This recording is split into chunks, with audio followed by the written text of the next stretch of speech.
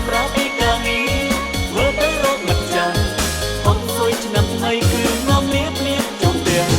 សប្បាយឆ្លងឆ្នាំចាស់ទាំងអស់គ្នា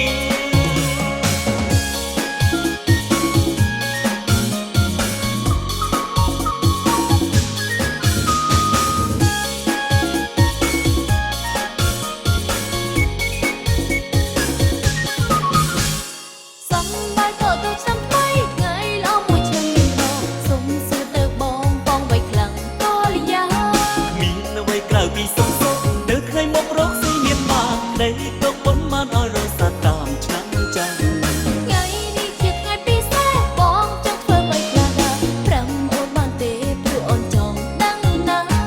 មួយឆ្នាំបងមិនរំលងចំបងអូនញាតមកគ្រប់ព្រះសប្បាយខ្លាំងណាស់មួយយើងអបអរឆ្នាំថ្មីដូចបងអូនមិនសូវជឿថ្លៃលយមកសំដីលើដាក់ឲ្យខ្លួនជាការពិតបងមិននិយាយលេងទេអូ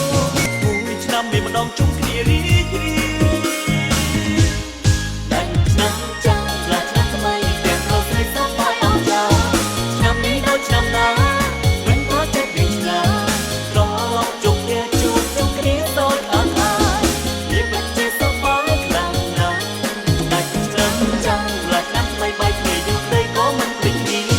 សម្រាប់ពីកាងារធ្វើទៅរកមិនចាំ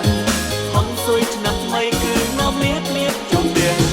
សប្បាយឆ្លងឆ្នាំចាស់ទាំងអស់គ្នាតែឆ្នាំចាស់ឡាឆ្នាំថ្មីទាំងរស់ស្រីសប្បាយអស្ចារ្យឆ្នាំនេះដូចឆ្នាំណាមិនថាចិត្តវិញណារងមកជុំគ្នាជួបជុំគ្នាដូចអត់ហើយវាពិតជាសប្បាយខ្លាំងណាស់តែឆ្នាំចាស់ឡាឆ្នាំថ្មីបែកគ្នាយូរទៅក៏មិនភ្លេចគ្នាសម្រាប់ពីកាងារធ្វើទៅរកមិនចាំហុងស៊ុយឆ្នាំថ្មីគឺនាំលៀបលៀបជុំទាំងសប្បាយឆ្លងឆ្នាំចាស់ទាំងអស់គ្នាសប្បាយឆ្លងឆ្នាំចាស់ទាំងអស់គ្នា